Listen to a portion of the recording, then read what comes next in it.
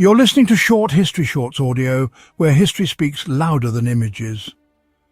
The expansion into Dacia under Emperor Trajan stands as one of the defining episodes of Rome's imperial zenith, a monumental series of campaigns that not only demonstrated Rome's unmatched military might at the height of its power, but also brought immense wealth, prestige, and new territorial gains that would leave their mark on the empire for generations. The story of this conquest begins long before Trajan himself took the throne, rooted in the volatile frontier politics of the late 1st century AD, when the Danube frontier was both a line of defence and a tempting gateway to the rich lands beyond. Dacia, situated roughly in modern-day Romania, was a mountainous, resource-rich kingdom home to a fierce and warlike people led by ambitious kings who knew how to exploit the terrain to their advantage. Under the reign of King Decebalus, Dacia had emerged as a significant power in Eastern Europe, capable of defying Rome and even inflicting humiliating defeats upon it. In the reign of Domitian, Trajan's predecessor, the Dacians had scored notable victories, forcing Rome into a peace treaty that many in the Senate and army considered disgraceful, as it involved the payment of annual subsidies to Decebalus. These subsidies, in effect, bought peace along the Danube, but also provided Decebalus with the resources to strengthen his fortifications, expand his army, and prepare for further resistance. Trajan, who became emperor in AD 98, was a man of action and a soldier by training. A native of Hispania and the first emperor from outside Italy, he had risen through the ranks by merit, gaining the respect of both the legions and the Senate. Unlike Domitian, whose military record was mixed and whose relations with the Senate were hostile, Trajan enjoyed broad support and sought to restore Rome's military prestige. The situation in Dacia presented the perfect opportunity to achieve this. The Dacian king's behaviour was increasingly provocative. Despite the peace treaty, Decebalus harboured Roman deserters, encouraged unrest among neighbouring tribes, and interfered with Rome's client states. For Trajan, these acts amounted to a challenge to Rome's authority, and he resolved to respond decisively. In AD 101, he launched the First Dacian War, mustering a massive force of around 150,000 troops, including several legions, auxiliary units from across the empire, and engineers to build the infrastructure necessary for campaigning in the rugged Dacian terrain. One of Trajan's key logistical achievements was the construction of roads and bridges across the Danube, including the famous bridge built by the engineer Apollodorus of Damascus, a marvel of ancient engineering that allowed rapid troop movements into enemy territory.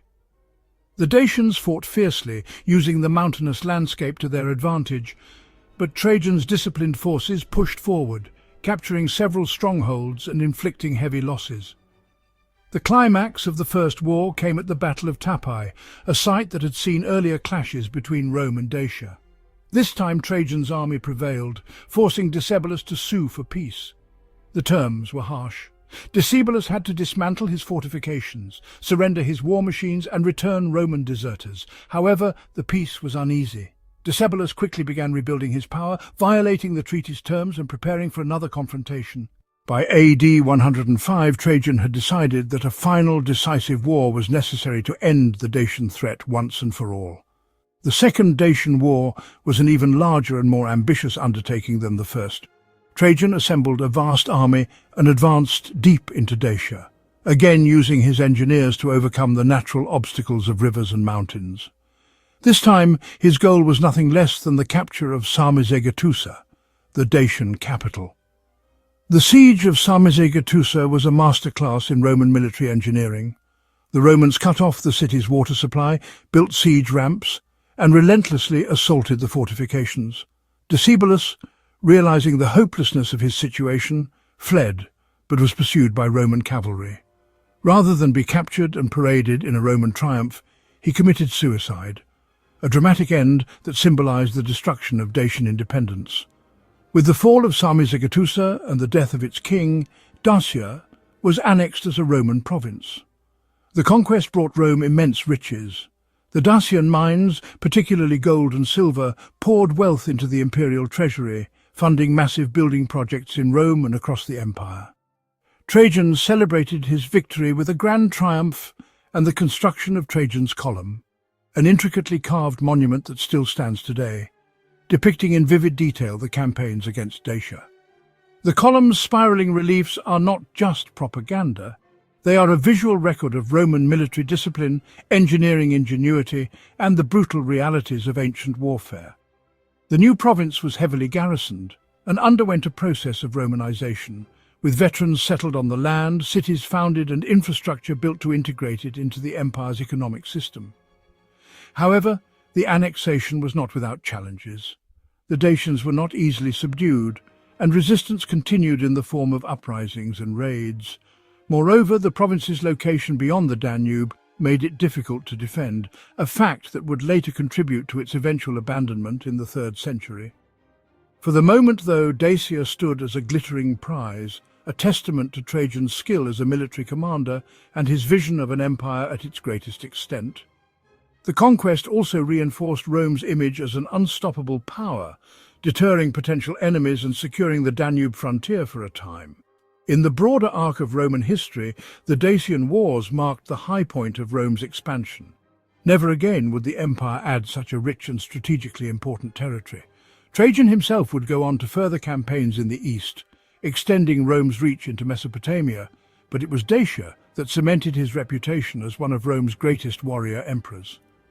Today, the story of the Dacian conquest lives on not only in the ruins of Roman forts and cities scattered across Romania, but also in the national identity of the region, where Trajan and Decebalus are remembered as figures of legend. One, the conqueror who brought civilization and integration into a vast empire; the other, the defiant king who fought to the end for his people's freedom.